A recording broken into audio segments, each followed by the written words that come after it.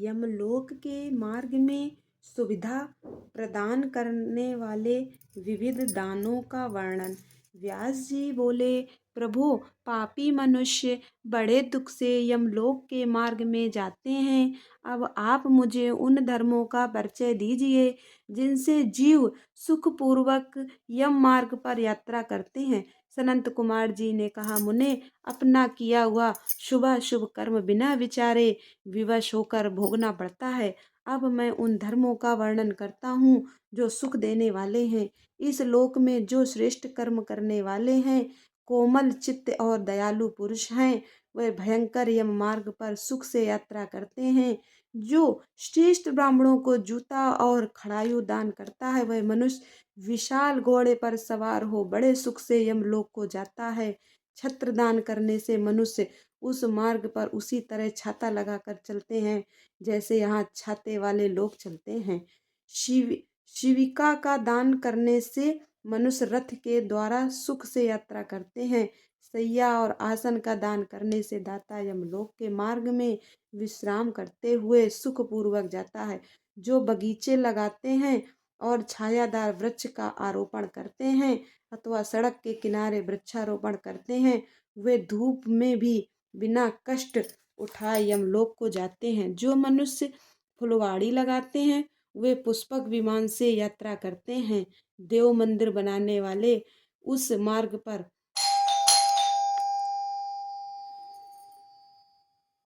घर के भीतर क्रीड़ा करते हैं। जो यतियों के आश्रम का निर्माण कराते हैं और अनाथों के लिए घर बनवाते हैं, वे भी घर के भीतर क्रीड़ा करते हैं। जो देवता, अग्नि, गुरु, ब्राह्मण, माता और पिता की पूजा करते हैं, वे मनुष्य स्वयं ही पूजित हो अपनी इच्छा के अनुकूल मार्ग द्वारा सुख से यात्रा करते हैं। दीप दान करने वाले मनुष्य संपूर्ण दिशाओं को प्रकाशित करते हुए जाते हैं। ग्रह दान करने से दाता रोग शोक से रहित हो सुखपूर्वक यात्रा करते हैं। गुरुजनों की सेवा करने वाले मानव विश्राम करते हुए जाते हैं। बाजा देने वाले उसी तरह सुख से यात्रा करते हैं मानो अपने घर जा रहे हों। गोदान करने वाले लोग संपूर्ण मनोवांछित वस्तुओं से भरे पूरे मार्ग द्वारा जाते हैं। मनुष्य उस मार्ग पर इस लोक में दिए हुए अन्न पान को ही पाता है। जो किसी को पैर धोने के लिए जल देता है, वह ऐसे मार्ग से जाता है जहाँ जल की सुविधा हो। जो आदरणीय पुरुषों के पैरों में उबटन लगाता है, वह घोड़ों की पीठ पर बैठकर यात्रा करता है। व्यास जी, जो पाद्य, अभ्यंग, अंगराग, दीपक, अन्न और घर दान करता है, उसके पास यमराज कभी नहीं जाते। सुवर्ण और रत्न का दान करने से मनुष्य दुर्गम संकटों और स्थानों को लांघता हुआ जाता है। चांदी, गाड़ी ढोने वाले बैल और फूलों की माला दान करने से दाता सुखपूर्वक यमलोक में जाता है। इस तरह के दानों से मनुष्य सुखपूर्वक यमलोक की यात्रा करते हैं और स्वर्ग में सदा भांति भांति के भोग पाते हैं। सब दानों में आनंद को भी उत्तम बताया गया है, क्योंकि ये तत्काल तृप्ति प्रदान करने वाला, मन को प्रिय लगने वाला तथा बल और बुद्धि को बढ़ाने वाला है। मुनि श्रेष्ठ, अन्न दान के समान दूसरा कोई दान नहीं है, क्योंकि अन्न से ही प्राणी उत्पन्न होते हैं और अन्न के अभाव में मर जाते हैं। अतएव अन्नदान से महान पुण्य बताया गया है, क्योंकि अन्न के बिना भूख की आग से तप्त हुए समस्त प्राणी मर जाते हैं। अतः अन्न की ही सब लोग प्रशंसा करते हैं, क्योंकि अन्न में ही सब कुछ प्रतिष्ठित है। अन्न के समान दान ना तो हुआ है और ना होगा। मुने, यह संपूर्ण जगत अन्न से ही धारण किया जाता है। लोक में अन्न को बलकारक बताया गया है, क्योंकि अन्न में ही प्राण प्रतिष्ठित हैं।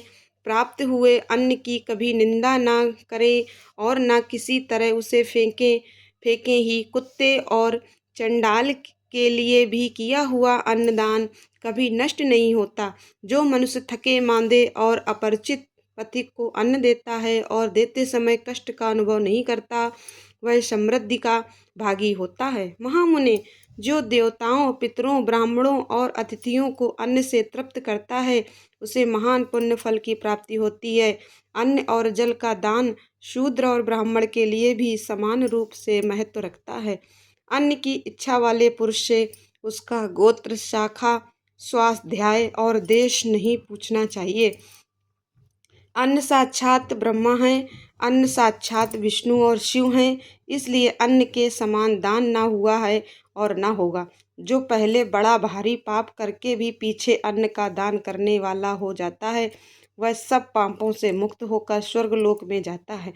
अन्न, जल, घोड़ा, गौ, वस्त्र, शैया, छत्र और आसन, इन 8 वस्तुओं के दान यमलोक के लिए उत्तम माने गए हैं।